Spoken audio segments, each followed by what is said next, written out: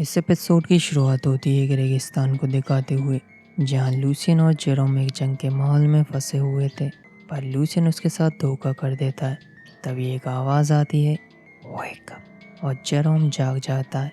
Jerome अभी भी Oleg के साथ एक रूम में बंद होता है और अब उनके साथ कैप्टन और रमीरो भी। तभी फ्रांस वहां आता है। उसने कैप्टन के खिलाफ जाकर जहाज़ की कमांड अपने हाथों में ले ली थी। फ्रांस अपने साथ ओलेग और जेरोम को ले जाता है, क्योंकि जहाज़ पर लोग मक्खियों की तरह मर रहे हैं और फ्रांस उन दोनों से उनकी डेड बॉडीज समुद्र में फेंकवाता है। जहाज़ पर हो रही मौतों की असली वजह कोई नहीं जानता। तभी क्रू को पता चलता है कि प्रोमेथियस गायब हो चुका है। पर यह कैसे हो सकता है? वो तो उनके साथ बंधा हुआ था। पर उन्हें पता चलता है कि गायब वो खुद हुए हैं, ना कि प्रोमेथियस। और शायद वो वापस वहीं आ गए हैं जहां उन्होंने 3 दिन पहले रास्ता बदला था। ये सब कुछ जो हो रहा है सबके दिमाग से परे था। उन्हें लगता है कि मंजिल वेस्ट की तरफ है और वो अपना सफ़र जारी रखते हैं। इसके बाद हम देखते हैं कि लोअर क्लास के लोग सेबेस्टियन को घेर लेते हैं। उन्हें जवाब चाहिए, जहाज़ पर लोग क्यों मर रहे हैं। उनके दबाव में आकर सेबेस्टियन बताता है कि कंपनी चाहती थी कि वो जहाज़ को डुबो दें। वो लड़का जब से इस जहाज़ पर आया है, यहाँ लोग मर रहे हैं। ये कोई इत्तेफाक नहीं हो सकता। अब ये सुनकर उन्हें लगने लगता है कि ये किसी बुरी आत्मा या शैतान का काम है। पर टब को ये सब बकवास लगता है। फिर वो सब उस बच्चे को ढूंढने लगते हैं। इसके बाद हम मोरा को देखते हैं। वो कैप्टन की तलाश में थी, पर कैप्टन तो कैद थे। सीन लूसियन पर आता है। उसकी बीमारी का सच उसकी वाइफ को पता चल जाता है। वो दवा पोटेशियम ब्रोमाइड है। उससे दौरे कम पड़ते हैं और सच ये है कि वो मरने वाला है। उसके पास ज़्यादा समय नहीं है। लूसियन को वहाँ जेरोम का रखा मेडल भी मिलता है, जिसे देखकर उसका दिमाग खराब हो जाता है। सीन मोरा पर आता है। उसे फ्रांस के लोग पकड़ लेते हैं, क्योंकि सभी मुसाफिरों को अपने कैबिन में रहने को कहा गया है। लोअर क्लास के लोग उस लड़की की तलाश में सेबेस्टियन के साथ मोरा के कैबिन तक पहुंच जाते हैं, पर उन्हें वो लड़का वहाँ नहीं मिलता। मोरा लौट आती है एंड फिर उसे भी अपने कैबिन में बंद कर दिया जाता है। सबके जाने के बाद हम देखते हैं कि वो लड़का उस टनल में छिपा था। अब सीन डैनियल पर आता है। वो फिर से इंजन रूम में उस मशीन के साथ कुछ छेड़छाड़ करता है। इसके बाद हम जेरोम को देखते हैं। वो गार्ड्स की नज़रों के पीछे से भागकर कैप्टन को छुड़ाने जाता है। इसी दौरान जेरोम भी कैप्टन की तरह हेलुसिनेट करने लगा था। उसके पीछे कुछ गार्ड्स लगे थे। उनसे बचने के लिए वो लूसियन की वाइफ के कैबिन में घुस जाता है। क्लेमेंस लूसियन की मदद करती है और फिर दोनों साथ मिलकर कैप्टन को ढूंढने जाते हैं। अब सीन सेबेस्टियन और फ्रांस पर आता है। फ्रांस को अंदाज़ा भी नहीं उसने क्या किया है। लोगों के हाथों में हथियार थमा दिए। अभी ज़मीन तक पहुंचने में 5 दिन बाकी है। सब कुछ कंट्रोल में लेना होगा। जवाब देना होगा कि लोग क्यों मर रहे हैं।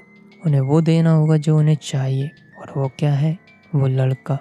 लोअर क्लास के लोग सभी के केबिन की तलाशी लेते हैं और सबको अपने केबिन में रहने को कहा जाता है। सीन अब मोरा पर आता है। उस लड़के से पूछती है कि ये टनल प्रोमेथियस पर भी थी, बताते क्यों नहीं यहाँ क्या हो रहा है। लेकिन वो लड़का अभी भी अपना मुंह नहीं खोलता। मोरा फिर से कैप्टन को ढूंढने जाने लगती है, पर गेट लॉक्ड था।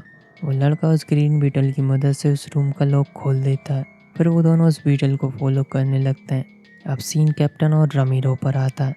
वो दोनों उस रूम से बाहर आ चुके थे, पर कैप्टन के हाथों में अब भी हथकड़ी थी। जेरोम और क्लीमेंस कैप्टन तक पहुंच जाते हैं। जेरोम कैप्टन की हथकड़ी खोलने में उनकी मदद करता है। कैप्टन के पास एक प्लान है।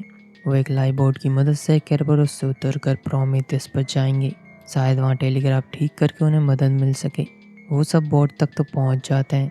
मोरा भी उस लड़के के साथ उस बीटल को फॉलो करते हुए वहाँ तक पहुँच जाती है, पर क्रेस्टर मोरा को उस लड़के के साथ देख लेता है और फिर वो सब पकड़े जाते हैं। उन्हें बस वो लड़का चाहिए। वो लड़का खुद अपने आप को फ्रांस के हवाले कर देता है, पर जेरोम को ये ठीक नहीं लगता और वो चालाकी करने की कोशिश करता है, जिससे उसके ऊपर गोली चल जाती है। जेरोम अपना होश गंवा देता है एंड फिर से वो हेलुसिनेट करने लगता है। एक समय था जब वो और लूसियन दोस्त हुआ करते थे, पर लूसियन ने उसे धोखा दिया। लूसियन इसके लिए उससे माफ़ी मांगता है और उसे अकेले छोड़कर चला जाता है। लेकिन फिर जेरोम की आंखें खुल जाती है। सब वहाँ से जा चुके थे। गोली लूसियन के कंधे पर लगी थी, इसीलिए वो अब भी जिंदा होता है। यहाँ फ्रांस उन सबको एक रूम में बंद कर देता है और वह सब उस लड़के को अपने साथ टेरेस पर ले आते हैं।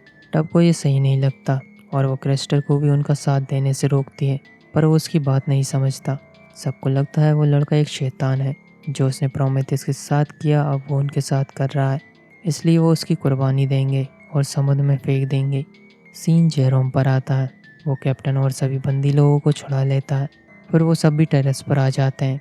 मोरा और कैप्टन उन्हें रोकते हैं, लेकिन फिर वहाँ भसड़ शुरू हो जाती है। वो लड़का चुपचाप खड़ा था, उसे कुछ फर्क ही नहीं पड़ रहा था और ना ही वो अपना बचाव करता है।